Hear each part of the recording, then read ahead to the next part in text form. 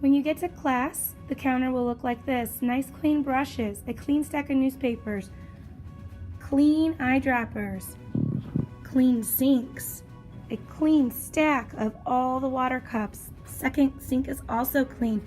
Check the floor. It's nice and clean. All paper towels are right there. They go in the trash when you're done. Make sure that the counter looks like this at the end of class. When you get to class, you will walk up, you will take a brush, you will take a newspaper. You don't need the whole stack of newspapers. You only need one insert of the newspaper. So I'm going to carefully pull it out.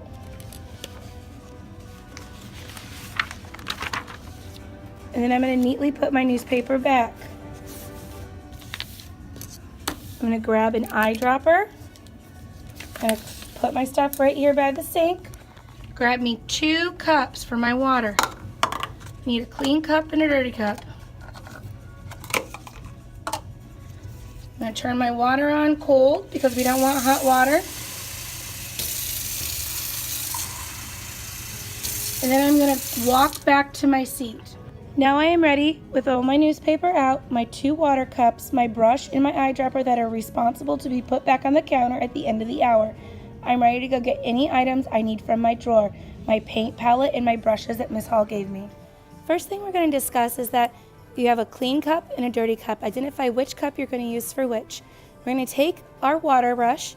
This brush is only ever for water, so I want you to only ever use it in water. You're going to saturate it. Before you ever even put paint on your paper, you need to make sure that you have water on your paper. This allows the water to go smoothly across the paper. We're going to use an eyedropper to distribute water in the color that we're using. I'm going to use red right now, so I'm only distributing it into the red. I'm going to take my brush for my water, and I want to show you how our paint should look. And I also want you to see that paint should flow. So I'm going to take and I'm going to draw a design on my paper, and I'm going to come back with my paintbrush. I'm going to take my red,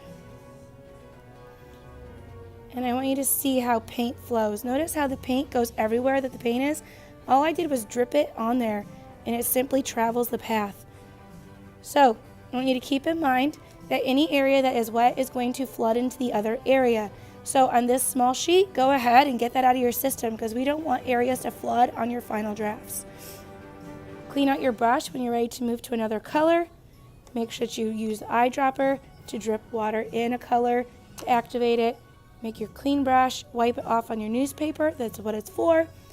Tickle your paints, and you can come back in and add another color. Notice how if I paint next to the wet area, it goes inside it. We don't want that to happen on our paintings. All right. Now that experimenting is out of our system, I want to talk with you about your drawing. So here in my drawing for my watercolor unit, for color wheel, I'm going to go with a bird that's flying. So I have my red, orange, my orange. Notice how I have it gently and lightly planned out so I know where my areas are.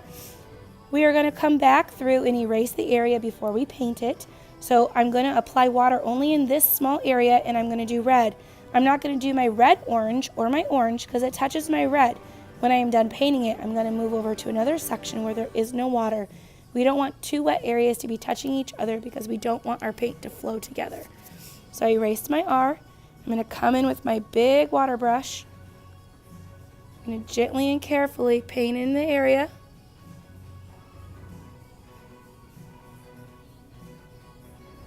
With just water. Set my brush back down. Take my red. And I'm going to paint in my red wing.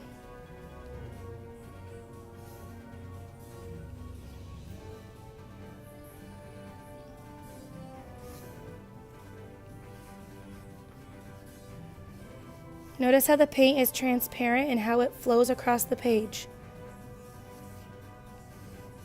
We want to be able to see the paper through our paint. Okay? So I'm going to clean my brush out, and I'm going to come back in for my green over here. This is green. So I'm going to come back in, my brush, and I carefully paint that section.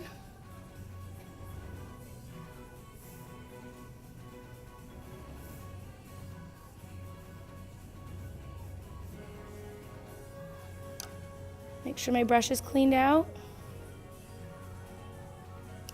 Come back in, gotta activate my green.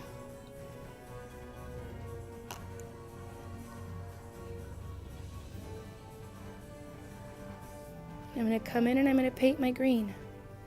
Notice how I have barely any pigment. I don't have enough paint. Tickle it again.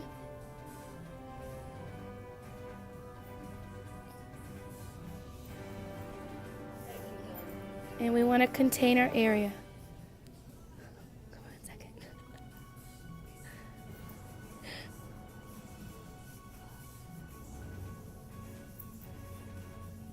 Okay, notice how that contained our paint. We don't want it to run into each other.